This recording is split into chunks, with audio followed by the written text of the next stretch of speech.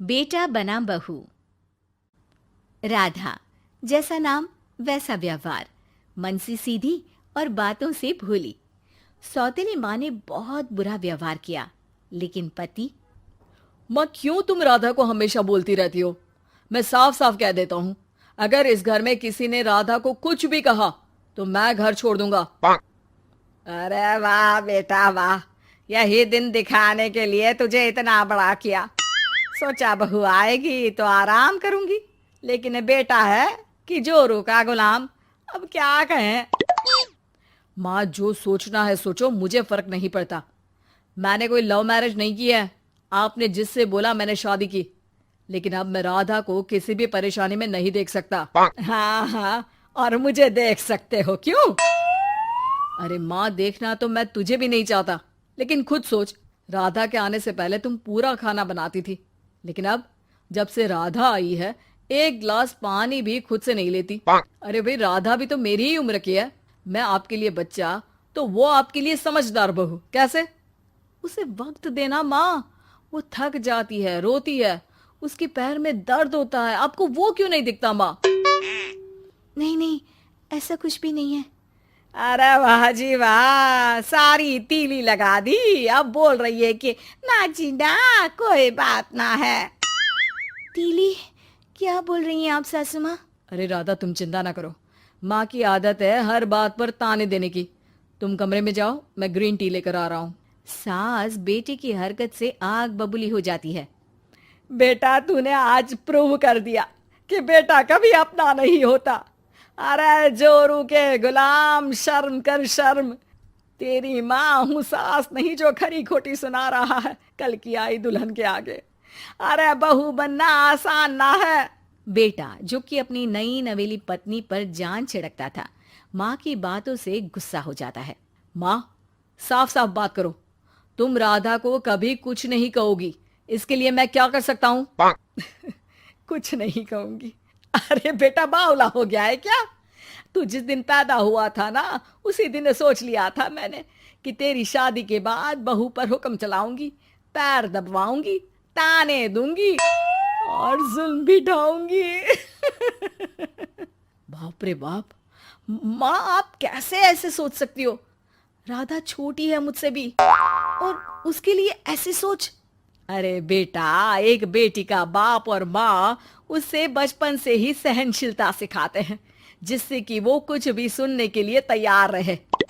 वो जैसे ईंट होती है ना, शुरू में जितना पकाओगे आगे जाकर उतनी ही मजबूत बनेगी और बुलंद इमारत बनाएगी, समझे? देखो माँ, मैं कोई मजदूर तो हूं नहीं, इंजीनियर हूं, वो भी बड़ी कंपनी में। चलो, लॉकडाउन के कारण मैं घर से काम कर रहा हूं, तो आज से मुझे ही अपनी बहू समझो, लेकिन राधा को कुछ भी कहने की जरूरत नहीं है। हाँ भाई हाँ, ठीक है भाई। तेरे मजनू बनने से मैं थोड़ी ना सास बनने की अपनी ख्वाहिशों का गला घोंट दूं, हैं? मुझे कोई ना कोई तो चाहिए ना हुक्म चलाने के लिए। अब तुम दोनों मिलकर डिसाइड कर लो बस। फिर क्या था, राधा का पति बन जाता है घर की सुबह सुबह। अरे कहाँ मर गया? अरे ना ना, मेरा बेटा, क्यों मैं सुबह सुबह ऐसे शब्द निकाल रही हूँ, गुनाह हो जाएगा। अरे कहाँ रह गया ससुर का नाती? जरा चाय तो पिला। ये भी कोई बात होती है? सूरज सर चढ़ गया, लेकिन महाराज जी सो रहे हैं। बेटा पलंग से उठता है। मैं जल्दी से जाकर चाय दे आती हूँ माँ जी को। अरे नहीं नहीं, तुम जाओगी तो 4 बात और सुनाएंगी।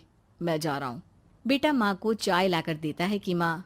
अरे देख तो तेरा चेहरा, ना मुंह धोया ना हाथ। जा जाकर हुलिया ठीक कर ले और उस करमजली को बोल कि नाश्ता बनाए। करमजली? अरे माँ, कुछ तो शर्म कर। देता हूं ना मैं तुझे नाश्ता, लेकिन तू राधा के लिए ऐसे गंदे शब्दों का इस्तेमाल नहीं करेगी। बहू की तारीफ बेटी के मुंह से सुनकर सास फिर गुस्सा हो जाती है। अरे जा जा जाकर नाश्ता लेकर आ। और हाँ, 15 मिनट में मैं नहा कर निकल रही हूँ। नाश्ता ना आया तो खाल उधेड़ दूंगी। फिर मन ही मन सोचती है, नहीं नहीं, ये तो मेरा ही बेटा है। खाल उखड़े उसके दुश्मन की। अब मतलब तेरी राधा की खाल, समझा ना? अरे यार, ये सब क्या है?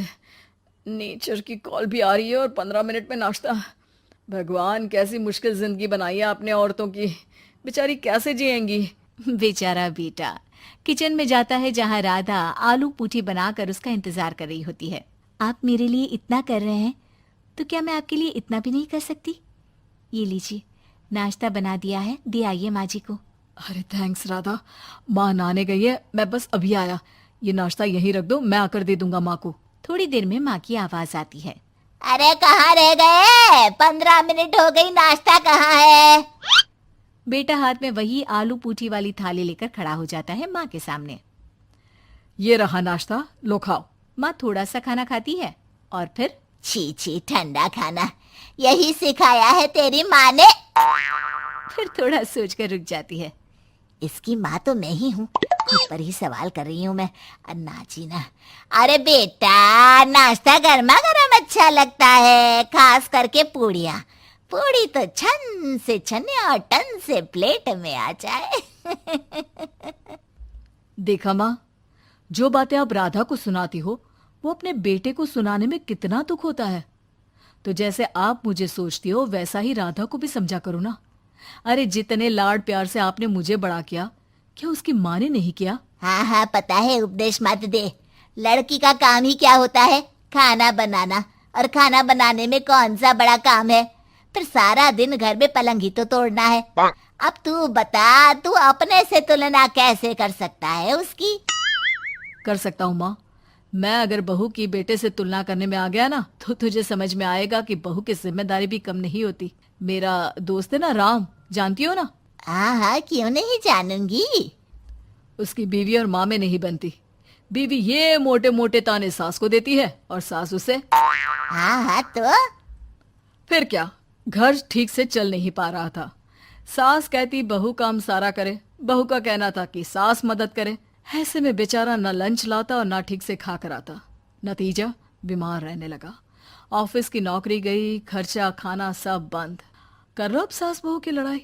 बेटा बीमार घर पर बैठा, पैसे की आमदनी नहीं, बहू भी कभी मायके कभी ससुराल। अब तो सुना है सास बहू की ही कमाई खा रही है, वो भी तानों के साथ। घर का भी सारा काम वही करती है। अरे बस कर बेटा, मुझे समझ में आ गया।